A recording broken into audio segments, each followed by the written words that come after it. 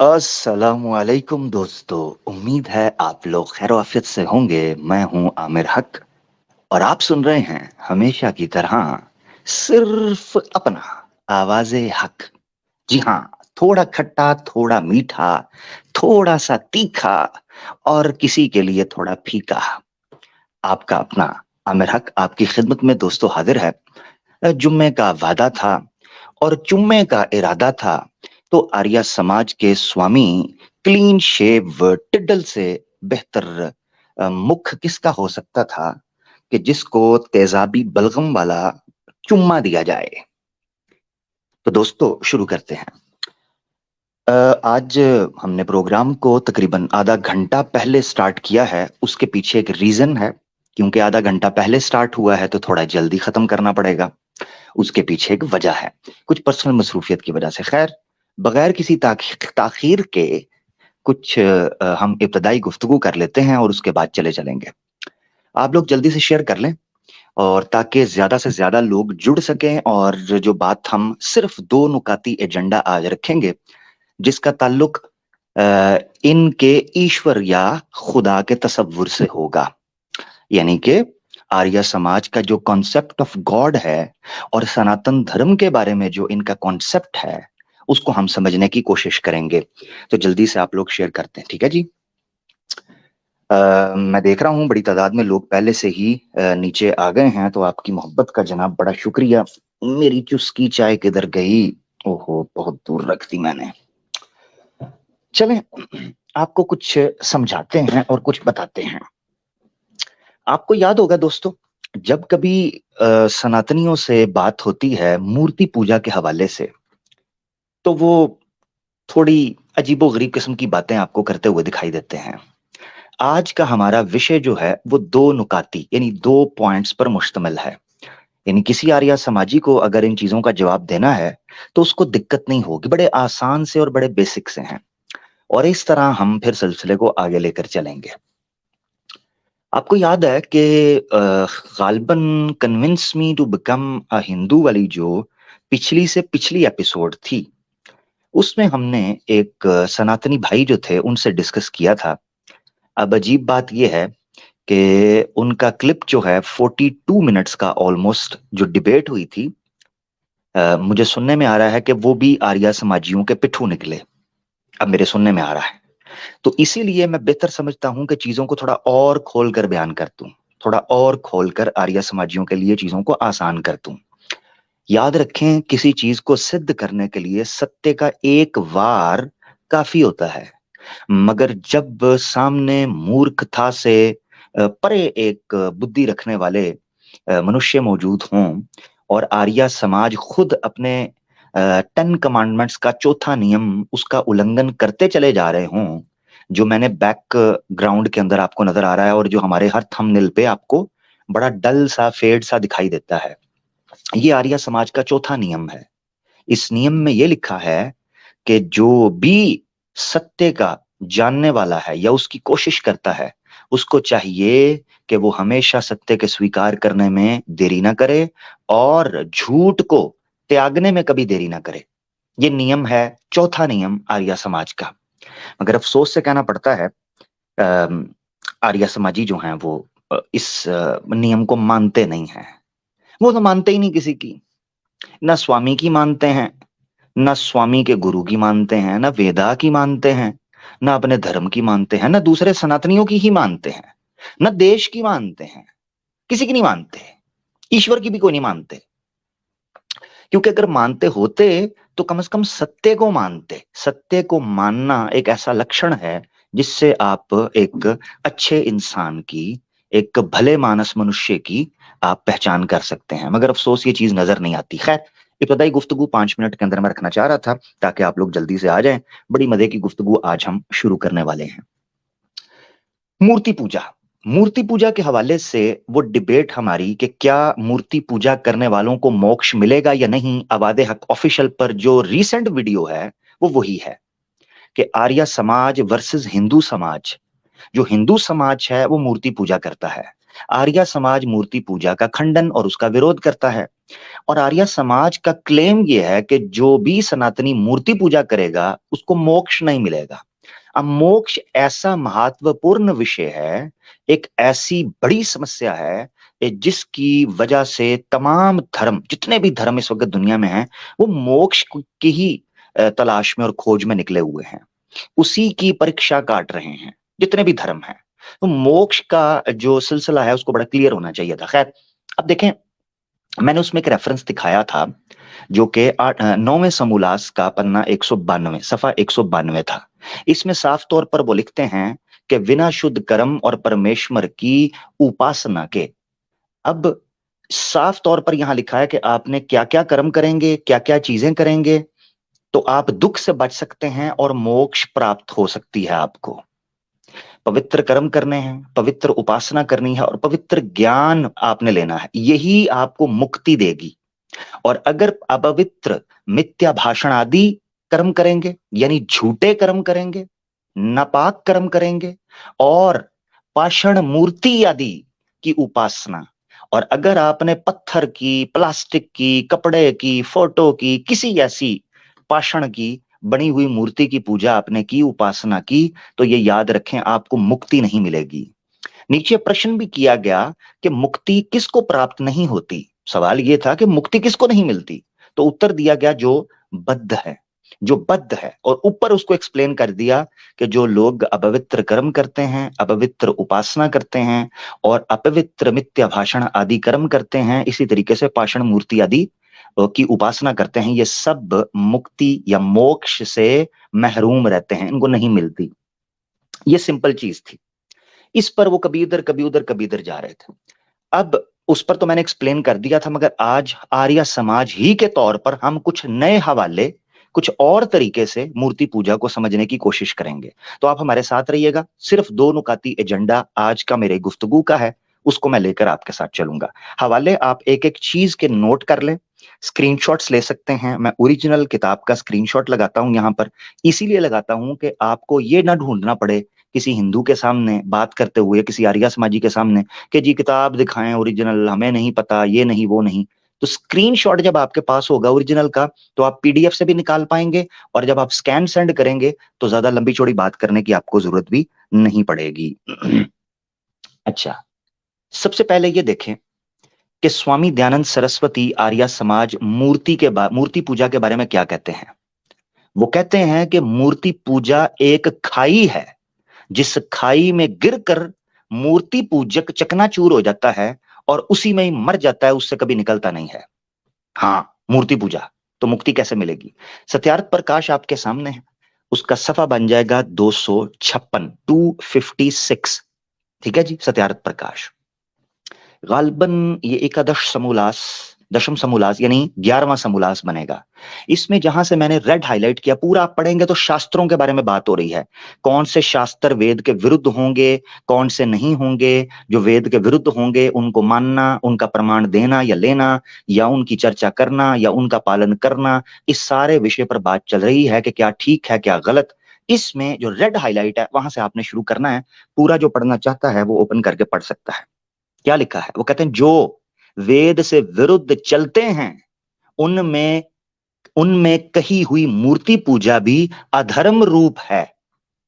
यानी वो शास्त्र जो वेद से विरुद्ध चलते हैं उनमें जो कही हुई मूर्ति पूजा है वो अधर्म रूप है। क्या मतलब है? धर्म नहीं है।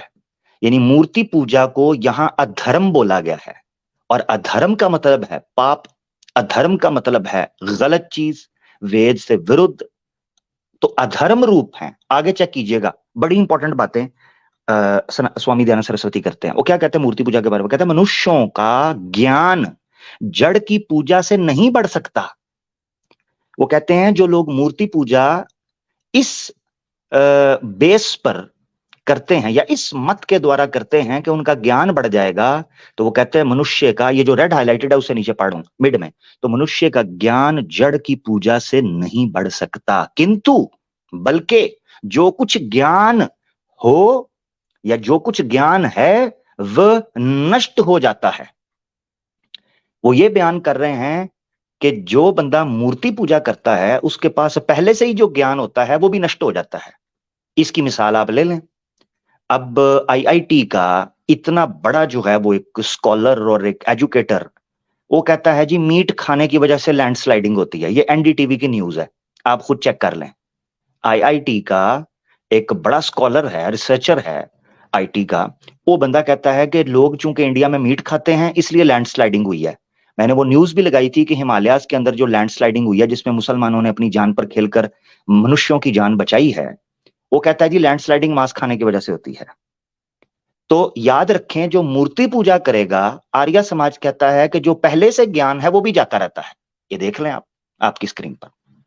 किंतु जो कुछ ज्ञान, ये जो दूसरी येलो है, किंतु जो कुछ ज्ञान है वह नष्ट हो जाता है, पहले से ही तबाह हो जाता है। इसलिए ज्ञानियों की सेवा संग से ज्ञान बढ़ता है।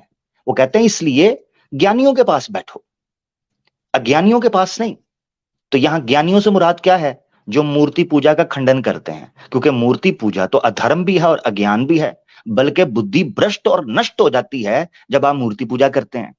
आगे वाला येलो ले लें, पाषाण आदि से नहीं। वो कहते हैं ज्ञानियों के संग और सेवा से ज्ञान बढ़ता है, पाषाण आदि पत्थरों की पूजा करने से नहीं। क्या पाषाण आदि मूर्ति पूजा से परमेश्वर का ध्यान में, परमेश्वर को ध्यान में कभी ला सकता है? यानी ये सवाल वो रखते हैं, खुद ही सवाल रखते हैं एक सनातनी के सामने। वो कहते हैं क्या पत्थर की जो मूर्ति तुम पूजते हो, क्या परमेश्वर को इससे ध्यान में लाया जा सकता है? ये सवाल करते हैं। और आगे जवाब क्या देते हैं, सेकंड लास्ट लाइन देखें, नहीं नहीं, मूर्ति पूजा सीढ़ी नहीं। ये उस चीज का उत्तर हम आर्य समाजी दे रहे हैं कि जो सनातनी अक्सर आकर कहते हैं कि मूर्तियां जो हैं वो सीढ़ी है। यहां मैं मुसलमानों को भी दावत देता हूं कि आप मूर्ति पूजकों के दलाइल देखें और अपने इर्द गिर्द अपने गिरेबान में भी जरा नजर मारना, ठीक है ना? इससे ज्यादा मैं कुछ नहीं कहूंगा। सिर्फ अपने गिरेबानों में भी मुसलमानों ने जरा थोड़ा सा झांकना है कि इनके प्रमाण क्या हैं मूर्ति पूजकों के, और दूसरी जगह पर हम क्या देख रहे हैं। तो क्या कहते हैं, मूर्ति पूजा सीढ़ी नहीं। जो लोग मूर्ति पूजा को सीढ़ी के तौर पर समझते हैं वो मूर्ख। आगे क्या कहते हैं, सेकंड लास्ट लाइन, किंतु एक बड़ी खाई है। मूर्ति पूजा सीढ़ी नहीं किंतु एक बड़ी खाई है जिसमें गिरकर चकनाचूर हो जाता है। कि मूर्ति पूजा करने वाला इस खाई में गिरकर चकनाचूर हो जाता है, पुण्य उस खाई से निकल नहीं सकता किंतु उसी में मर जाता है। ये लॉजिक। तो जो सनातनी हमें आकर फिलॉसफी झाड़ रहे होते हैं कि मूर्ति पूजा सीढ़ी है, मीड़ी है, पीढ़ी है, ऐसी है तो वैसी है, वो कहते हैं गहरी खाई है। हाँ, भाड़ में जाओ। मूर्ति पूजा एक बड़ी भाड़ है, उस भाड़ में गिरकर चकनाचूर हो जाते हैं और उस खाई से कदापि निकल नहीं पाते किंतु उसी में ही मर जाते हैं। ये स्वामी दयानंद कह रहे हैं। आपने अक्सर सुना होगा कि सनातनी आकर मूर्ति पूजा का प्रमाण ये देते हैं कि जनाब मूर्ति हमने इसलिए मूर्त बनाई है कि ईश्वर की या अवतारों की या देवी देवताओं की याद है। याद है, याद को संस्कृत में स्मारण बोलते हैं, स्मारण। तो वो कहते हैं जो मूर्ति हमने खोद खोद कर यहां पर रखी है, ये ईश्वर की, परमेश्वर वो है तो निराकार, मगर उसका स्मरण है, उसकी याद दिलाता है हमें। ठीक हो गया जी। तो ये आर्य समाजी क्या कह रहे हैं मूर्ति पूजकों को, इधर आप सुन लीजिएगा कि वो याद होती है कि नहीं होती। ये देखें जी, सत्यार्थ प्रकाश का सफा 251 है, 251, और समूलास बन जाएगा 11वां। वो क्या कहते हैं भला, जो अच्छा प्रश्न पूछा जाता है, प्रश्न पूछने वाला शिष्य ये कहता है कि ठीक है ईश्वर निराकार है, मगर ध्यान लगाना भी तो उसके लिए भी तो हम कर सकते हैं ना। ये ऊपर से प्रश्न पढ़े। वो कहता है ठीक है परमेश्वर निराकार है, वह ध्यान में नहीं आ सकता, इसलिए अवश्य मूर्ति होनी चाहिए। और फिर आगे तीस ऊपर से दूसरी लाइन में पढ़े, वो कहता है भला जो कुछ भी नहीं करे तो मूर्ति के सम्मुख जा हाथ जोड़ परमेश्वर का स्मरण करते और नाम लेते हैं, इसमें क्या हानि है? आपने देखा है कि मूर्ति पूजा करने वाले यही दलील दे रहे होते हैं हमारे पास आके। आर्य समाजियों ने इनकी धज्जियां उड़ाकर रख दी। स्वामी दयानंद सरस्वती ने मूर्ति पूजा के चिथड़े उड़ाकर रख दिए, चिथड़े, लिटरली चिथड़े। तो फिर लिटरली कहा है तो फिर दिखा भी दूं, ऐसे ये देखे स्क्रीन के ऊपर, ऐसे ये देखे, पड़क पड़क पड़क पड़क, ये देखे ऐसे फर फर, हैं जी, ऐसे चिथड़े उड़ा कर रख दिए आर्या समाजियों ने मूर्ति पूजकों के। ये देखें जी आगे, वो कहते हैं देखो यार, एक बंदा ईश्वर को देख ही नहीं सकता, वो निराकार है, तो ठीक है फिर मूर्ति बना लेता है। और इसमें हानि क्या है कि अगर उसके मुंह के सामने खड़ा होकर हाथ जोड़कर स्मरण करता है, यानी उसको याद कर लेता है, उसका नाम ले लेता है, तो स्वामी साहब आपके पिछवाड़े में क्या तीली लगती है, आपको क्या दिक्कत है? ये उसने बोला, मैंने नहीं बोला। यहाँ उसमें क्या हानि है? उसने कहा क्या मसला है तुम्हें, पीड़ क्या है, दर्दें क्या है, रोग क्या है स्वामी, तुम्हारे गुप्त रोग क्या है, ये उसने कहा जी। अब उत्तर स्वामी साहब देते हैं, जो सारा उत्तर आपके सामने पड़ा है। पहले हिस्से में परमेश्वर के निराकार होने पर एतराजात और यानी उन्होंने जो दलील दी है उसके ऊपर जवाब दिए हैं। जो मैंने हाईलाइट किया उसका ताल्लुक है परमेश्वर का स्मरण करते हुए, यानी याद करते हैं हम।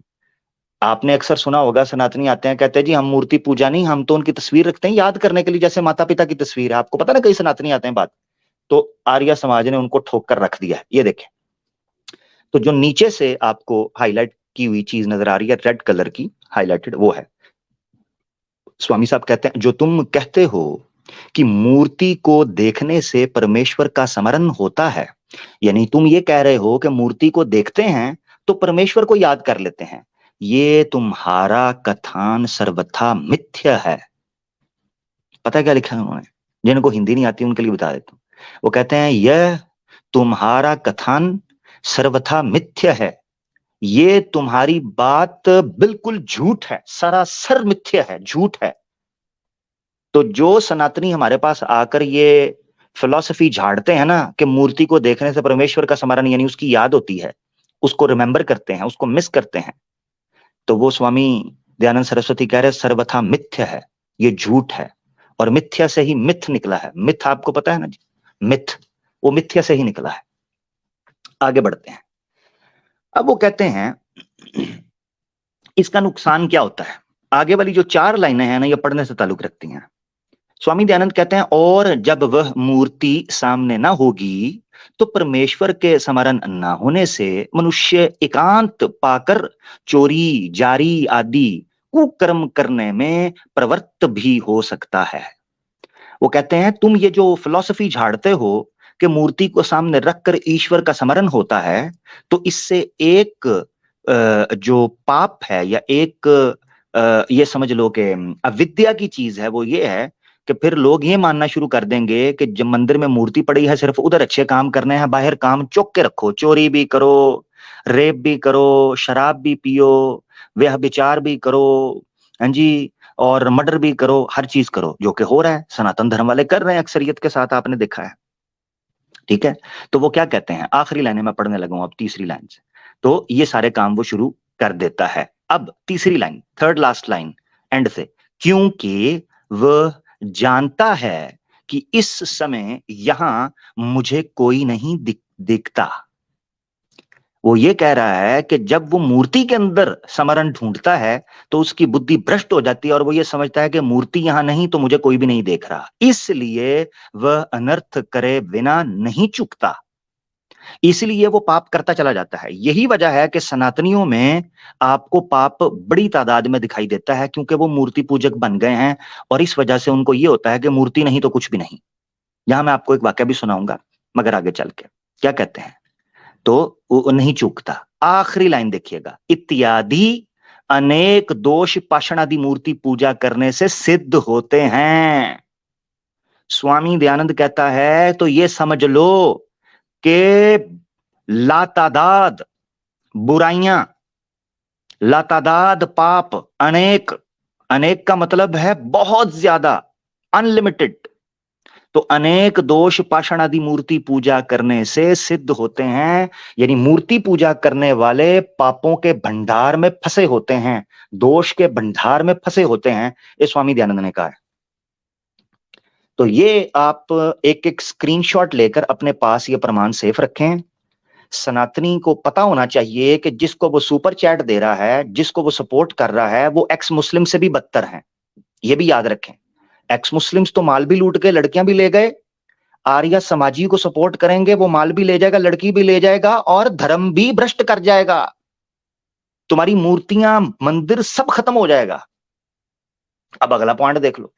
आपने अक्सर देखा होगा, जो मैंने वीडियो आपको रेफर की है वादे हक ऑफिशियल पर लास्ट वाली, उसमें भी एक जगह पर जब मैंने पूछा कि यार ये बताओ, चले इस पॉइंट से पहले मैं आपको वाक्य सुना देता हूं। ये जो स्वामी दयानंद सरस्वती ने बात की है ना, कि जो लोग मूर्ति पूजा करते हैं वो फिर मूर्ति सामने हो तो ही डरते हैं, बाहर नहीं डरते, ये बात बिल्कुल ठीक की है। ये वही बंदा समझ सकता है जिसने मूर्ति पूजकों को बड़े पास से देखा हो और उनकी साइकोलॉजी को समझा हो।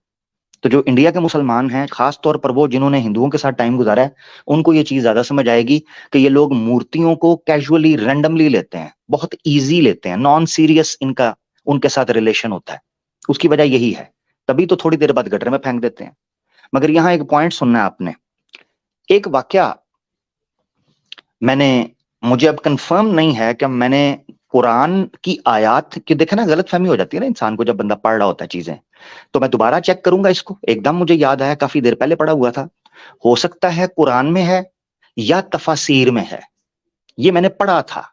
अब जब तक मुझे ऑथेंटिक नहीं ये पता चलेगा क्या है, तो मैं इसको पूरे वसूख से नहीं कह सकता कि ये बिल्कुल सच है।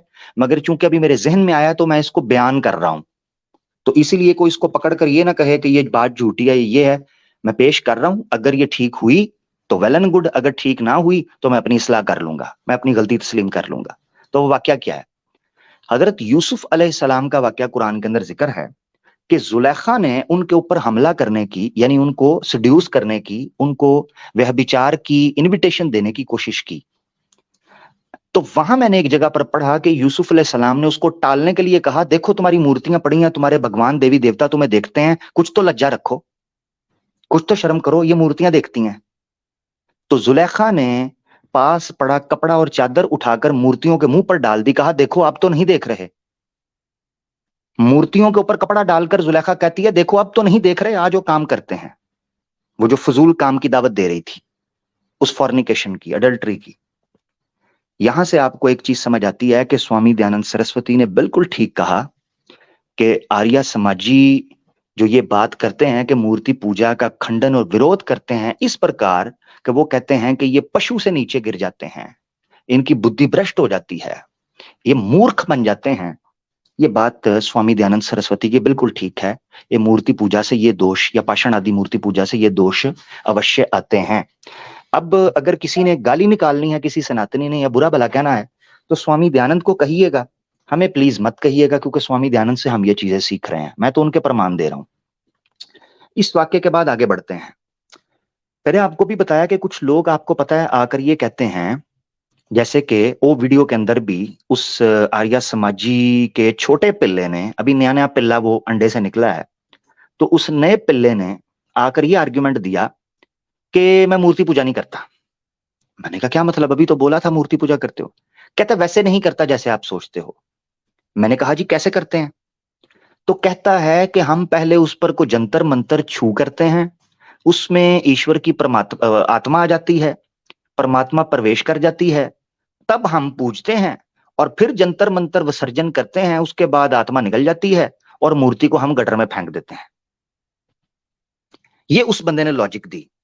ठीक है, आए आर्य समाज के बानी स्वामी दयानंद सरस्वती से पूछते हैं कि क्या इस प्रकार मूर्ति पूजा करना धर्म है या अधर्म, या ये ठीक है, या ये सच है कि अगर मंत्र जंतर किसी मूर्ति पर फूका जाए तो उसमें प्रवेश कर जाती है आत्मा, और जब उसको विसर्जन करना होता है तो जंतर मंतर फूंक कर उस आत्मा को निकाल दिया जाता है, और उसके बाद उसको गोबर वाले गटर के अंदर बहा देना, ये ठीक है कि नहीं? आए जरा सुनते हैं आर्य समाज के बानी स्वामी दयानंद क्या कहते हैं। ये देखें, एकादश समोल्लास है, यानी 11वां समोल्लास है, और सफा है 253। उसमें प्रश्न पूछते हैं, वो कहते हैं, अजी, शिष्य पूछता है, अजी जब तक वेद मंत्रों से आवाहन नहीं करते तब तक देवता नहीं आता, और आवाहन करने से झट आता, और विसर्जन करने से चला जाता है। यानी हम मूर्ति पूजा जब करते हैं तो वेद के मंत्र पढ़ते हैं, आवाहन करते हैं तो वो आ जाता है, और जब विसर्जन करते हैं तो वो चला जाता है। इसीलिए हम उनकी मूर्ति पूजा करते हैं। तो उत्तर देखिएगा, स्वामी दयानंद कहते हैं, ओ मेरे पुत्र, जो मंत्र को पढ़कर आवाहन करने से तब तक देवता आ जाता है, तो मूर्ति चेतन क्यों नहीं हो जाती? क्या सवाल रखा है? आर्य समाज का बानी स्वामी दयानंद सरस्वती कहता है कि तुम कहते हो मंत्र पढ़ने से वेद के उस मूर्ति के अंदर आत्मा आ जाती है, देवता आ जाता है, तो वो मूर्ति जीवित क्यों नहीं हो जाती? चलना चलना क्यों नहीं शुरू करती? भाई वो रहती तो पत्थर ही है। अगर वाकई में ही उसके अंदर आत्मा आती और वो जीवित होता, तब तुम उसकी पूजा करते हो देवता के आने से। तो सवाल ये था कि उसको तो चेतन हो जाना चाहिए। तो मूर्ति चेतन क्यों नहीं हो जाती? और विसर्जन करने से चला जाता है, तो ये तो बताओ वो कहां से आता और कहां जाता है? अब किसी माई के लाल सनातनी में दम है तो आर्य समाज यानी स्वामी दयानंद सरस्वती के इन प्रश्नों का उत्तर देकर दिखा दे, या फिर मूर्ति पूजा छोड़ दे। आज के बाद कोई सनातनी आपके सामने ये कहे कि मंत्र शंत्र पढ़ते हैं इसलिए हम उसकी पूजा करते हैं, आपने आर्य समाज का ये प्रमाण, इसको स्क्रीनशॉट लेकर रख लें। आपने ये पेश करना है कि आर्य समाज तो खुद सनातन है, हम अपनी लॉजिक नहीं देते। हम अपनी लॉजिक तो देते कोई नहीं, आपकी लॉजिक देते हैं। वो तो आर्य समाजी थे, वो तो सनातनी थे, वो तो संस्कृत जानते थे, वो तो वेद को मानते हैं, वो तो वेद की वाणी देकर उठते हैं। वो गलत कैसे हो सकते हैं? तो स्वामी दयानंद ने छक्के छुड़ा दिए, छक्के। खुद भी छक्का था और छक्के छुड़ा दिए जी, छक्के। जितने सनातनियों के छक्के थे, मूर्तियों के छक्के, वो सबके छक्के छुड़ा दिए, बल्कि अठे छुड़ा दिए, 2+ बोनस में हमारी तरफ से अठे छुड़ा दिए। सवाल ये है कि हमें बुरा कहने से पहले आर्या समाजियों की चारपाई बल्कि लुंगी के नीचे डंडा फेरो, तीर मैं फेर लूंगा, वो मेरा काम है।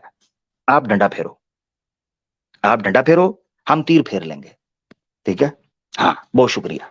एक तो ये चीज आपको समझ आ गई। अब मैं आखिरी कील ठोकने लगा हूं मूर्ति पूजा के अंदर आर्य समाज के हवाले से। आपने अक्सर आर्य समाजियों के जब हम दलाइल देते हैं तो सनातनियों को कहते सुना होगा कि जी देखो, ठीक है, वेद में मूर्ति पूजा करना तो नहीं लिखा हुआ, मगर मना भी तो नहीं है ना। यानी अगर उसका प्रमाण नहीं मिलता तो खंडन भी तो नहीं मिलता। ये वो बात रखते हैं, ठीक है? और इससे वो बुनियाद बनाते हैं कि ठीक है, अगर खंडन नहीं है तो फिर पाप तो नहीं होता ना। चलो पुण्य ना हो, मूर्ति पूजा करने से पुण्य ना हो तो पाप भी तो नहीं होता ना। ये आम सनातनी हमारे सामने दलील रखता है। तो ये अब हम अंतिम तीर इनके पिछवाड़े में ठोकने लगे हैं जो आर्य स्वामी दयानंद ने हमें दिया। भाई सीधी बात है, मैं जो कहता हूं स्वामी दयानंद, मैं नहीं बोल दी ओ लोको, मैं नहीं बोल दी, मेरे च स्वामी टिडल बोलदा। हाँ सिंपल, मेरा मेरा फंडा ये है, मैं नहीं बोल दी ओ लोको, मैं नहीं बोल दी, मेरे च स्वामी टिडल बोलदा। इधर टिड पाड़ो, जिन्हें पाड़ना है, या अपना सर फाड़ो सनातनी हो, या स्वामी दयानंद का एक ही बार टिड पाड़ दो। अब चूंकि वो तो परलोक पधार चुके, तो आर्या समाजियों को धर लो बस। तुम्हारे पास आखिरी ऑप्शन ये रहा है, मेरा तो तुम घंटा भी नहीं उखाड़ सकते कुछ अल्लाह के हुक्म से। तो आर्या समाजी तुम्हारे इर्द गिर्द नजर आते हैं, इनको उखाड़ दो जो उखाड़ना है। हाँ, वो तुम्हारी मर्जी है, तुमने क्या करना है मैं नहीं बताऊंगा, ठीक है जी? अच्छा जी। हाँ, कोई यहाँ मुसलमान होता तो उसको तुम जरूर गिरबान को पढ़ते कुत्तों की तरह। हाँ, बस वहां पढ़ सकते हो, बेगैर तो बेशर्मो, अपने लोगों को ना तुम सुपर चैटे देते हो, तुम्हारी ऐसी की तैसी। अच्छा जी, कहते हैं जी पुण्य नहीं होता तो पाप भी नहीं होता। लो जी, स्वामी साहब ने आपके पिछवाड़ों में डंडा दे दिया है आखिरी, ये ले लो जी आपकी स्क्रीन पर। 11वां समूलास है और सफा है 255। प्रश्न पूछा गया, मूर्ति पूजा में पुण्य नहीं तो पाप तो नहीं है ना? पुण्य नहीं तो पाप तो नहीं है ना? पूरा आपके सामने है। वो निषिद्ध और विद के जरिए समझाते हैं कि वेद विरुद्ध कर्म क्या होते हैं।